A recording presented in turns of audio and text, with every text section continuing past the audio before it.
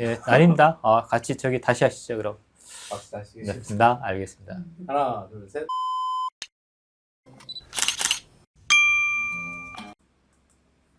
안녕하십니까. CJK 장소입니다. 오늘은 CPP 시스템에 대하여 여러분과 함께 살펴보도록 하겠습니다. CPP라는 의미는 Condensated Polishing Plant라는 의미를 말하는 겁니다. CPP 시스템에서 가장 티피컬하게 얘기할 수 있는 것이 스팀 터바인 루프라고 하는데요. 요거는 화력발전소에서 스팀이 생산돼서 전기를 생산하는 그런 이제 루프라고 보시면 되겠습니다. 그래서 보일러에서 스팀이 생산돼서 하이 프레저 스팀, 이제 고압, 그다음에 중압, 이제 저압, 로우 프레저 스팀을 로우 프레저 이제 스팀이 이제 터빈을 돌려서 전기를 생산하거나 하고 나오는 그 스팀을 응축시키는 콘덴서라고 하는데요. 여기는 이제 쿨링오러가 들어와서 스팀을 물르다가 응축시키는 이런 부분들이 이제 콘덴서라고 하는 이 부분이 있습니다. 여기서는 이제 콘덴서에서 응축된 것이 하드웰에 저장이 되고 이 부분들이 이제 메이크업 시스템, 우리가 말하는 앞쪽에서 봤던 순수 처리 장치 시스템에 같이 연계돼서 컨덴세이트 폴리싱 플란트를 같이 연계하게 됩니다. 그래서 요 응축수에서 나온 이 물하고 순수가 같이 메이크업 돼서 CPP 시스템을 통과하게 됩니다. 요것에는 컨덴세이트 폴리싱 시스템은 여기에 나온 말하는 건데요. 여기에 나온 이제 그 컨덴세이트 폴리싱에서 응축수에 있는 이물질들을 처리를 하는 시스템으로서 뒤에 다시 말씀드리겠습니다. 처리된 그 물이 다시 히터를 통과시키고 디어레이트에서는 가스나 그러니까 용존산소나 CO2를 제거해서 다시 히팅을 해서 보일러에서 스팀을 생산하는 이런 루프를 가지고 보통 스팀이 생성되고 있습니다. 여기서 보여주는 이 시스템은 우리나라 원자력 발전소의 PWR 시스템의 스팀 터바인 스팀 제너레이션 세컨더리 사이클인데 어쨌든 이게 그 스팀이 생성되는 루프입니다. 그래서 여기 보면 스팀 제너레이터라고 하는 부분들은 여러분들이 이 방송에서나 그림에서 많이 보듯이 컨테미션 빌딩 이게 그 둥근 모양 안에 있는 이제 그 스팀 제너레이터 스팀을 생성하는 부분들이고요.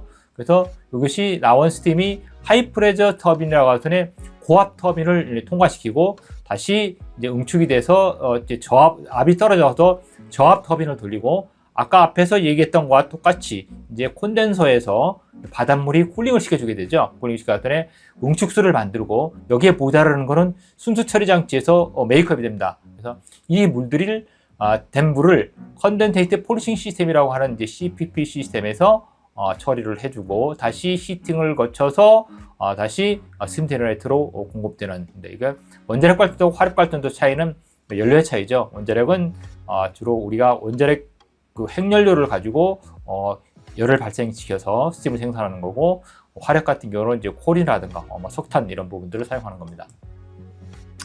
응축수의 특성은 우리가 그냥 저압 같은 경우 아주 낮은 응축수 같은 경우에는 우리가 스팀이 응축된 스팀은 큰 차이가 있습니다만은 대부분의 발전소 쪽에서 사용되는 응축수는 이제 온도가 높은 경우가 상당히 많고 보통 한 60도까지 올라갑니다.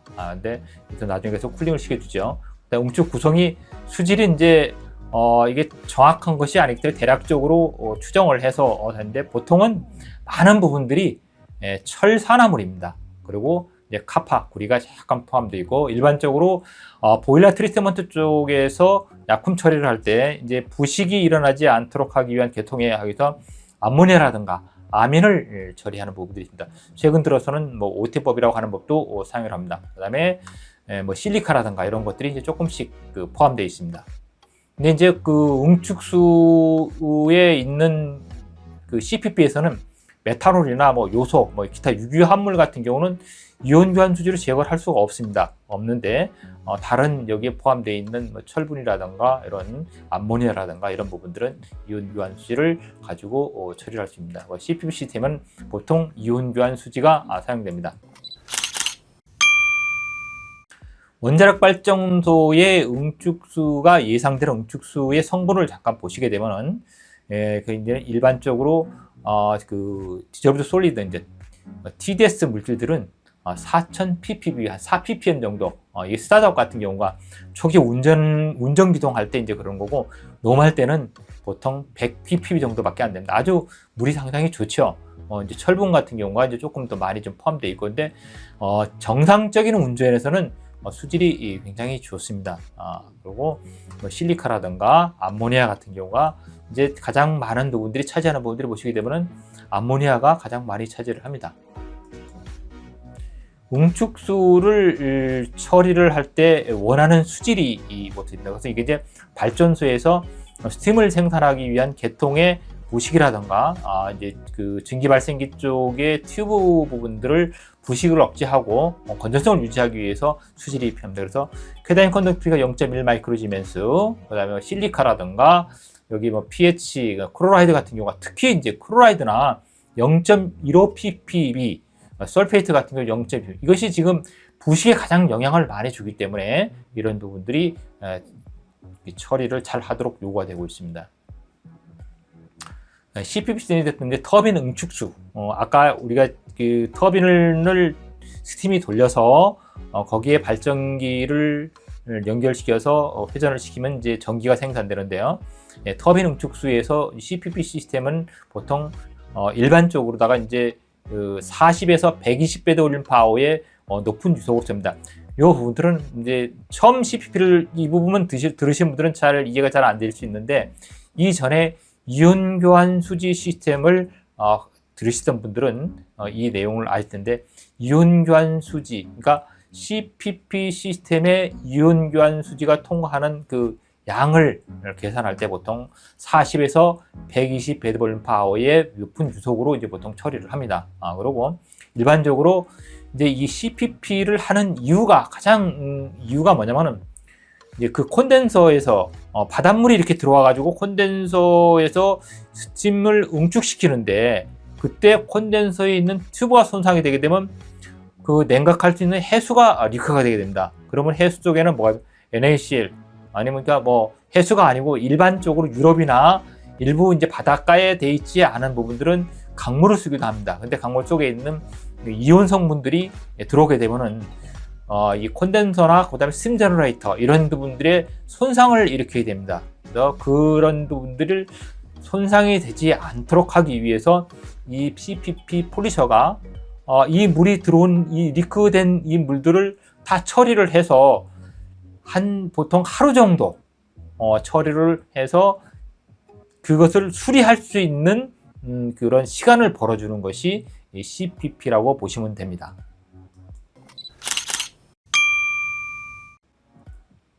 공정응축수 같은 경우에는 아까 이제 그 발전소 같은 경우는 터빈 응축수고, 일반 산업용 같은 경우 뭐 페트로케미칼이라든가 아니면 일반 이런 데 같은 나오는 응축수는 폴리셔가 보통 25에서 60배드 볼륨 파워 낮은 설계로 됩니다. 그래서 이것도 CPP는 CPP입니다. 근데 콘덴세이트를 처리해 주는 것이니까. 근데 보통 이런 그 20에서 한 60 정도 좀 낮은 설계인데, 터빈 같은 경우는 아까 거의 더블로 설계를 할 수가 있습니다. 보통 이제 그 음이온 교환기가 없는 나트륨 또는 암모니아 사이클의 쾌다이온 익스체인저만 사용하는 경우도 있습니다. 그러니까 공정응축수 같은 경우는 우리가 연숙이라고 할 수 있는 그런 것만 사용할 수도 있습니다. CPP 시스템에서 그 이제 레이아웃이라고 여기서 제가 표현을 드렸는데, 보통 믹스베드 유니트 하나만 가지고 쓸 수 있고 하고, 이런 같은 경우는 보통 그 화력 발전소 같은 경우는 앞에 필터를 놓고 혼합 수지를 하는 이런 그 네이키드 믹스베드 유니트라고 하는데, 이런 시스템을 가진 데도 있고, 원자력 발전소 같은 경우는 양이온 교환 수지가 앞에 있고 뒤에 혼합 수지 컬럼이 있는 경우, 그래서 양이온 교환 수지는 우리가 보통 니드 케타이온 이렇게 얘기를 합니다. 그래서 양이온 교환 수지 같은 경우에는 암모니아라든가 아민을 그 다음에 이제 그 크러드라고 하는 부분들은 철산화물을 말하는데, 철산화물을 주로 이제 처리해주는 부분들이고, 뒤에는 이제 그 폴리셔 같은 경우는 음이온 쪽이라든가 여기서 양이온에서 처리하지 못하는 부분들을 해주는 것이 혼합성 주지중 컬럼이랍니다. 그래서 보통 이제 양이온 교환 아민이나 또는 아민이 그 이제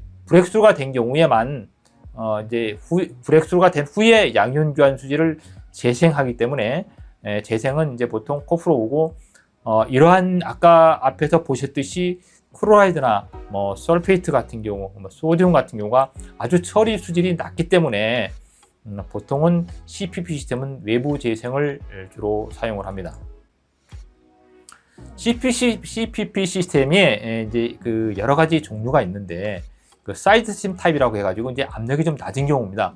그래서 콘덴서에서 핫웰에서 이제 그 응축수가 되게 되면 컨덴서를 리서큘레이션 펌프를 통해 가지고 그 믹스 베드만 통과시키는 이렇게 해서 좀 낮은 이런 부분들이 있습니다. 그래서 콘덴세이트 뭐 펌프레어 세컨더리 시스템으로 가는 경우 이런 것을 이제 보통 사이드 스트림 타입이라고 보통 얘기를 하고요. 인라인 타입 같은 경우는 핫웰에서 이제 콘덴서에서 핫웰을 된 그 콘덴세이트를 직접 그 콘덴세이트 펌프로다가 시스템까지 밀어주는 겁니다.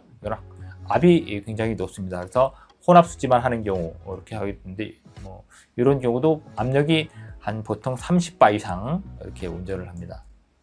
그 다음에 인라인 완베드 위드 프리필터 시스템이라고 해가지고 이 부분들은 이제 고압 시스템 쪽에서 주로 저는데 앞에 프리필터 그냥 필터를 놓고 뒤쪽에 혼합 수지 탑을 놓는 이러한 타입들도 CPP의 일종으로 구성이 됩니다. 그 다음에 인라인 탑 위드 불탑 펌프 같은 경우 이 CPP 시스템이 이제 압력이 너무 높게 되게 되면은 베셀 자체가 운전압이 한 30바, 40바 되게 되면 비용도 많이 들고 이 탱크 컬럼 믹스 베드 폴리셔를 설계하거나 그다음에 제작하는데 비용이 엄청 많이 들게 됩니다. 그래서 이런 부분들을 낮추기 위해서 뒤에 부팅 버프를 놔가지고 하게 되면 요 믹스 베드 폴리셔 쪽 부분들이 압력이 이제 낮게 디자인 되겠죠. 이런 타입들도 있습니다. 보통 많이 사용하는 우리나라의 같은 경우에는 원자력 발전소에서 가장 많이 사용하는 타입입니다. 그래서 앞에 그 케타민 베드, 리드 카타민이라고 가지고 케타민 베드가 있고 뒤에 혼합 수지가 있는 이제 직접 밀어주는 하이프레저 이런 부분들이 우리 원자력 발전소 쪽에는 상당히 많이 지금 도입되어서 현재 운전되고 있습니다.